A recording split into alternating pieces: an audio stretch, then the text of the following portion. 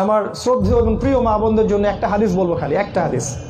সেটা হলো যে আমাদের নবী সাল্লাল্লাহু আলাইহি ওয়াসাল্লাম বলেছেন, প্রিয় মা, প্রিয় বোন, এখানে যাদের স্ত্রীরা আছেন, মেয়েরা আছেন, তাদের উদ্দেশ্যে বলছি যে একটা হাদিসের উপর যদি আপনারা আমল করতে পারেন, আল্লাহর রাসূল সাল্লাল্লাহু আলাইহি ওয়াসাল্লাম বলেছেন জান্নাতের যে কোনো দরজা দিয়ে ইচ্ছা সেই মেয়ে প্রবেশ করতে পারবে ইনশাআল্লাহ তাআলা।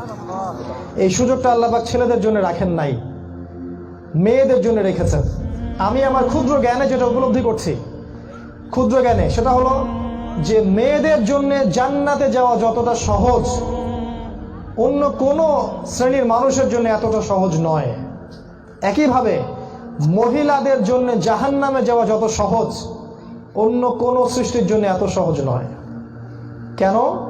আল্লাহ রসুল মেরাজ থেকে দেখে এসেছেন জাহান্নামের বেশিরভাগ অধিবাসী হচ্ছে নারী জাতি, বেশিরভাগ। তিনি জাহান্নামকে উকি মেরে দেখেছেন, তিনি দেখেছেন খালি নারী আর নারী, নারী আর নারী। আমার বোনেরা সব জাহান্নামে, এই উম্মার মেয়েরাই জাহান্নামে।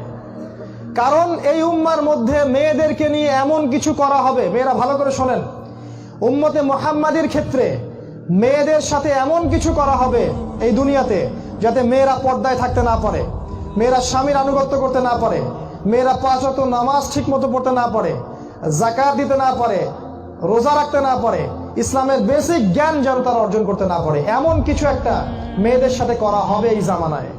সেটা কি হয়েছে? সেটার নাম কি? তার নাম হচ্ছে নারীবাদ, ফেমিনিস্ট রেভলিউশন, নারী অগ্রযাত্রা, উন্নয়ন ইত্যাদি কথা দিয়ে মেয়েদেরকে আজকে তারা স্বার্থবাদী এক মহল মেয়েদেরকে আজকে পণ্য বানিয়েছে। আল্লাহর রাসূল বলেছেন আমি দেখে এসেছি জাহান্নামে। আপনি কি রাসূলুল্লাহ সাল্লাল্লাহু আলাইহি ওয়াসাল্লাম